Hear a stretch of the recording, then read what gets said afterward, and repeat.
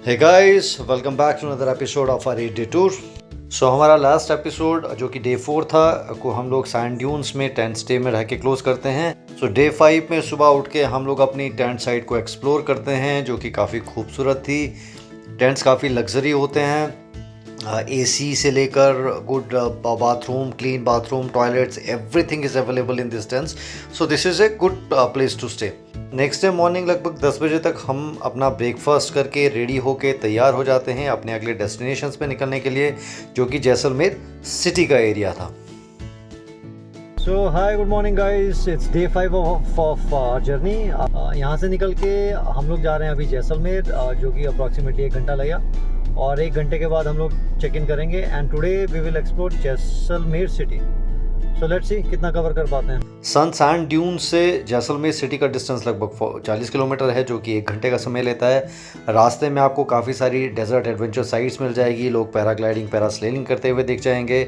आप चाहे तो वो भी बुक करके एंजॉय कर सकते हैं। जैसलमेर सिटी पहुंचने के बाद सबसे पहले हम अपने होटल में चेक इन करते हैं, थोड़ा रेस्ट लेने के बाद और फ्रेश होने के बाद अपने अगले डेस्टिनेशन के लिए निकल पड़ते हैं। सो अभी फ्रेश होके हम लोग निकले हैं सिटी एक्सप्लोर करने के लिए और लेट्स सी, हम लोग यहाँ पे गाड़ी हमने पार्क कर दिया है ऑटो पकड़ के, और अभी हम लोग में भी पहले फोर्ट जा रहे हैं, वहाँ से पटवा की हवेली, और फिर देखते हैं और क्या क्या कवर करते हैं। हमारे होटल से जैसलमेर फोर्ट का डिस्टेंस बहुत ज़्यादा नहीं था, वॉकिंग डिस्टेंस लगभग 20 से 20 मिनट दिखा रहा था। So we decided to walk, और रास्ते में आपको बहुत सारी खूबसूरत कंस्ट्रक्शन दिख जाती हैं जो सारी की सारी गोल्डन सैंडस्टोन से बनी हुई है। दैट इज़ द रीज़न इस सिटी को गोल्डन सिटी भी कहा जाता है। अप्रॉक्सीमेटली 20 मिनट चलने के बाद आप फोर्ट की पार्किंग एरिया में पहुंचते हो। पार्किंग एरिया के साथ से थोड़ा आगे जाने के बाद आपको फोर्ट में एंट्री वाला गेट दिख जाता है। आप एक 50 रुपये का एंट्री टिकट लेके फोर्ट में एंटर करते हैं। एंट्री करने के बाद अंदर जो नज़ारा है वो आपको बड़ा ही खूबसूरत लगेगा।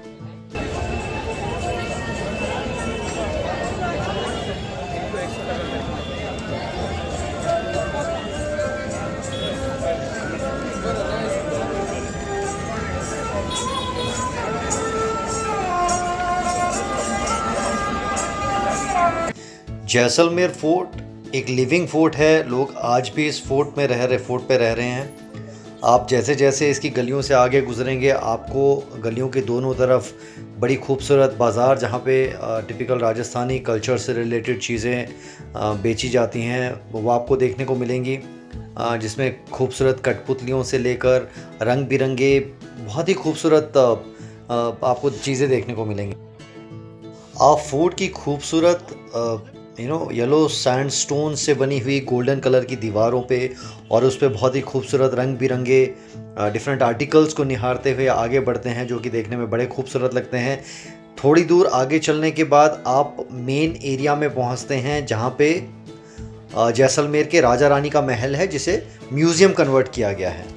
हम फोर्ट पे पहले बाकी पॉइंट ऑफ इंटरेस्ट को एक्सप्लोर करने का सोचते हैं और इसी को कंसिडरिंग दिस थिंग बाकी जगहों की डायरेक्शन में चलना शुरू करते हैं। जैसे जैसे आप इन तंग गलियारों से आगे बढ़ते हैं आपके पास और भी काफ़ी सारे अट्रैक्शन है, जैसे कि जैन मंदिर, बारी हवेली, फिर आपका बिल्कुल एंड पे जाके एक सनसेट पॉइंट है, जहाँ से बिल्कुल किले का एज है, जहाँ से सिटी का व्यू और सनसेट व्यू बहुत अच्छा दिखता है। अगेन गलियाँ बड़ी खूबसूरत हैं, रंग बिरंगी हैं, जो बहुत अच्छा लगता है उनमें वॉक करना। फोर्ट के ऊपर ही आपको रहने और खाने से रिलेटेड सारी फैसिलिटीज़ मिल जाएंगी। फूड की बात करें तो यहाँ पे food include typical Rajasthani traditional food है, खीर, सांगरिया, गट्टे की सब्जी, वो सब से लेकर कॉन्टिनेंटल सर्व किया जाता है। रहने के लिए भी काफ़ी सारे होटल्स और पेइंग गेस्ट यहाँ पे अवेलेबल हैं। आगे बढ़ते हुए हम फोर्ट के सेकेंड अट्रैक्शन जो कि जैन टेम्पल से पे पहुँचते हैं। जैन टेम्पल बड़ी ही खूबसूरत है, नक्काशी बड़ी खूबसूरत है, बाहर से देखने में तो खूबसूरत लगते ही हैं, आप अंदर जाके भी यहाँ दर्शन कर सकते हैं। जैन टेम्पल देखने के बाद हम अपने अगले डेस्टिनेशन जो कि सनसेट पॉइंट है की तरफ चलते हैं। ये फोर्ट के बिल्कुल एज पे है और यहाँ से सिटी का व्यू भी बड़ा खूबसूरत दिखता है और सनसेट भी बड़ा खूबसूरत दिखता है। थोड़ा वक्त सनसेट पॉइंट पे बिताने के बाद हम उन्हीं गलियों से वापस आते हुए अपने मेन अट्रैक्शन की तरफ आते हैं, जो कि यहाँ पे राजा रानी का महल है, जो कि एक म्यूजियम में कन्वर्ट किया गया है।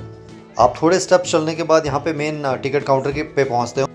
टिकट काउंटर यहाँ पे टिकट है, आई थिंक 200 रुपीज़ पर एडल्ट। टिकट लेने के बाद हम अपने महल की विज़िट को स्टार्ट करते हैं। यहाँ नंबरिंग के द्वारा सारे पॉइंट ऑफ इंटरेस्ट को डिफ़ाइन किया गया है, जो कि काफ़ी कन्वीनियंट होता है और आप एक डायरेक्शन में मूव करते हैं और सारे पॉइंट्स देखते हुए निकलते हैं। नंबरिंग की हुई है कि कहाँ से आपको एंटर होना है, कहाँ से आपको निकलना है। और 2 करने के बाद हमें नंबर 3 पे, नंबर 3 के बाद नंबर 4, 5 इधर है, इधर नंबर 4, 5 पे है आर्मरी। सो आर्मरी में रॉयल फैमिली के हथियार जैसे तलवारें, खंजर, तीर कमान, कुछ पुरानी बंदूकें, ये सब रखी हैं। अगर आपको इनमें इंटरेस्ट है तो आपको ये सेक्शन बहुत अच्छा लगेगा।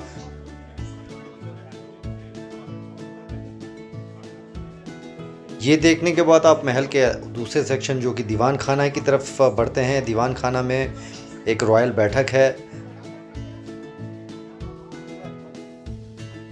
देखने के बाद आप आगे बढ़ते हैं और महल के कुछ और इम्पॉर्टेंट सेक्शंस में से गुजरते हुए अगले सेक्शन में पहुंचते हैं, जिसका नाम तिपोलिया है। तिपोलिया में यहाँ के सारे जितने भी महारावल हुए हैं उनकी तस्वीरें लगी हुई है और उनकी वंशावली के बारे में काफ़ी जानकारी दी गई है। स्टेट के जितने भी रूलर्स रहे हैं उनकी एक वंशावली है।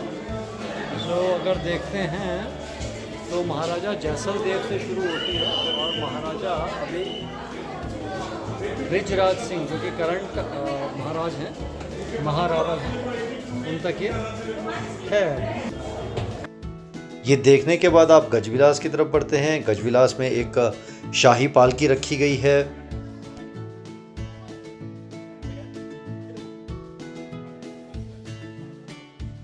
यहाँ पे नीचे लिखा हुआ है this are all 600 year old this thing sculptures. So उसमें नीचे लिखा हुआ है if you want to C.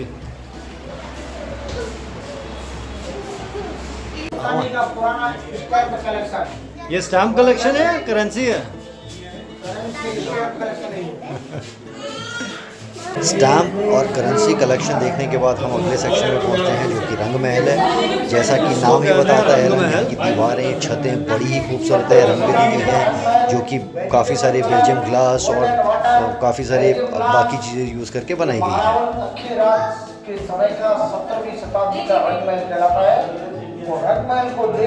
Section देखने के बाद आप आगे बढ़ते हैं और सबसे हाइट वाले एक महारावल, जिनकी हाइट 7.5 फुट बताई जाती है, की पोशाक देखने के लिए कमरे में आते हैं। उनकी पोशाक आज भी वहाँ संरक्षित रखी गई है।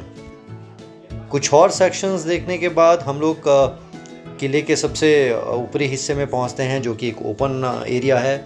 वहाँ से सिटी का व्यू बड़ा ही खूबसूरत दिखता है। वहाँ से एक्चुअली देखने पे आपको लगता है कि क्यों इस सिटी को गोल्डन सिटी कहा जाता है। महल के बाकी हिस्से जैसे रानी महल, एक आर्ट गैलरी, वो सब देखने के बाद हम लोग अपनी फोर्ट की विजिट कंक्लूड करते हैं। Another thing which is worth watching here is Patwa Haveli. So we're taking a we're going to the Patwa Haveli which is around 6 minute की दूरी पे है यहाँ से, वॉकिंग है।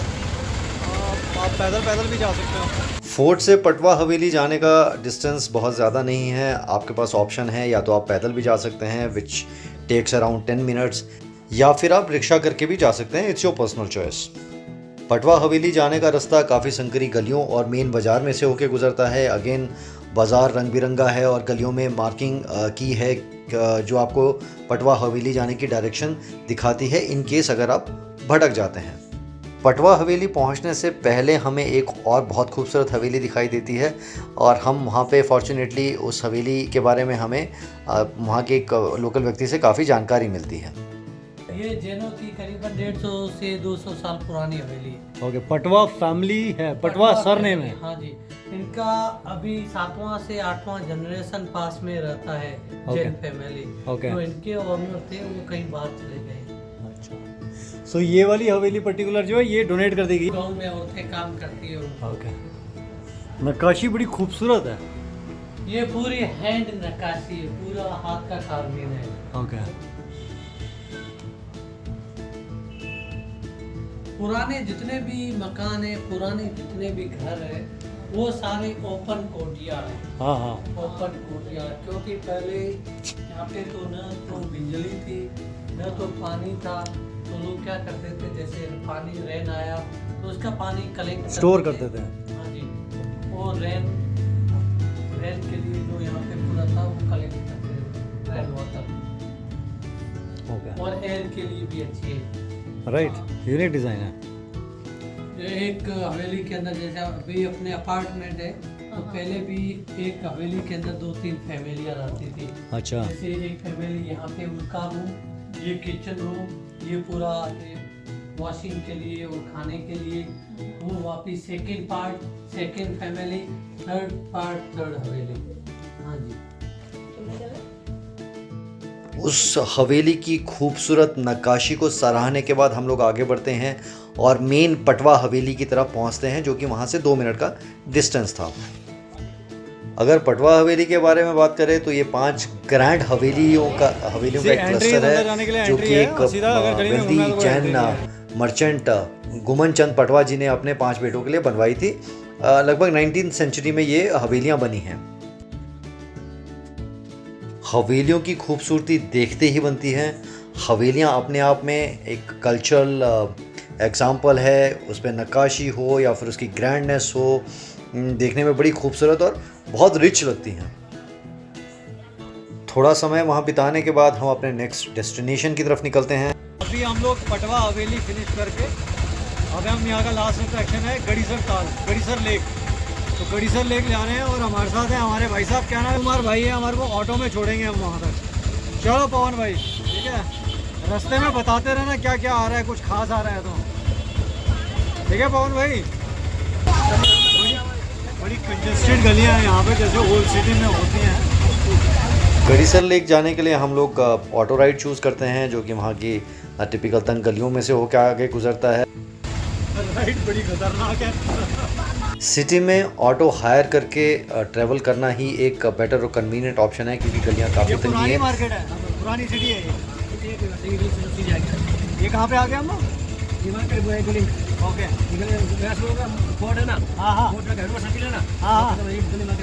ओके। अगर हम अपने अगले डेस्टिनेशन गड़ीसर लेक के बारे में बात करते हैं तो इसे 12वीं सेंचुरी में राजा रावल जैसल द्वारा बनवाया गया था, जो कि जैसलमेर के फाउंडर किंग भी थे। पहले ओरिजिनली इस लेक को जैसलसर लेक कहा जाता था। 14वीं सेंचुरी में महारावल गढ़सी सिंह जी ने इसे रेनोवेट करवाया था और इसमें कुछ छतरियाँ भी ऐड की गई थी।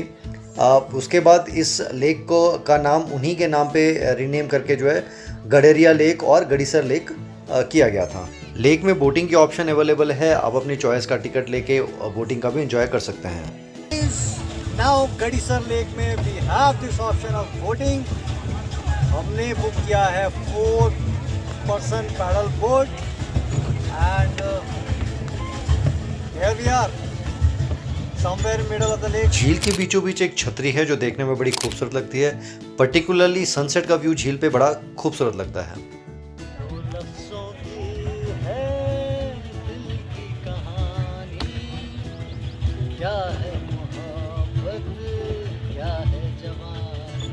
झील पर खूबसूरत सूर्यास्त के नज़ारे लेने के बाद और झील पे बोटिंग का एंजॉय करने के बाद, कुछ अच्छे पिक्चर्स क्लिक करने के बाद हम लोग वापस झील से बाहर निकलते हैं। और काफ़ी ज़्यादा भीड़ थी, people were actually waiting for their turn to enjoy the boat ride in the lake. जब देखते हुए अंधेरा हो चुका था और हम धीरे धीरे अपने होटल की तरफ वापस बढ़ते हैं।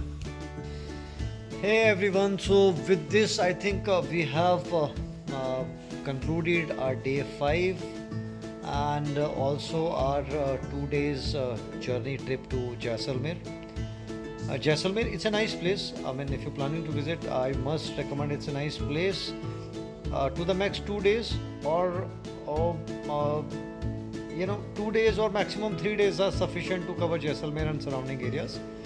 So पहले जैसलमेर सिटी की बात करते हैं। जैसलमेर सिटी काफ़ी खूबसूरत है, बड़ा खूबसूरत, एक गोल्डन सा ही शहर लगता है, एक कंप्लीट गोल्डन, बिकॉज स्टोन यहाँ पे जो कंस्ट्रक्शन के लिए यूज़ हुआ है दैट इज़ अ सैंडस्टोन और वो पीले रंग का है, तो कंप्लीट सिटी काफ़ी गोल्डन लगता है, गोल्डन सिटी बोलते हैं इसको। यहाँ के हाईलाइट है जो मस्ट विजिट हैं, that is first thing is fort अच्छा है, लाइवली फोर्ट है, लाइवली इन द सेंस कि अभी भी लोग वहाँ पे फोर्ट पे रहते हैं। There is a market, everything काफ़ी मतलब खूबसूरत है। पूरा अगेन येलो स्टोन से बना हुआ है तो काफ़ी गोल्डन लगता है, और उसमें दुकानें हैं, शॉप्स है जो कि टिपिकल राजस्थानी कल्चर को दिखाती हैं। वेरी कलरफुल, कठपुतलियों से लेकर आप यहाँ पे जो लोकल क्राफ्ट है उसको देखोगे, हर जगह आपको बहुत ही खूबसूरत रंग बिरंगा दिखेगा। अब फोर्ट पे दो चीज़ें हैं जो मस्ट विजिट है। एक तो है आपका जैन टेम्पल्स, काफ़ी खूबसूरत है। उस पर काफ़ी नक्काशी जो है,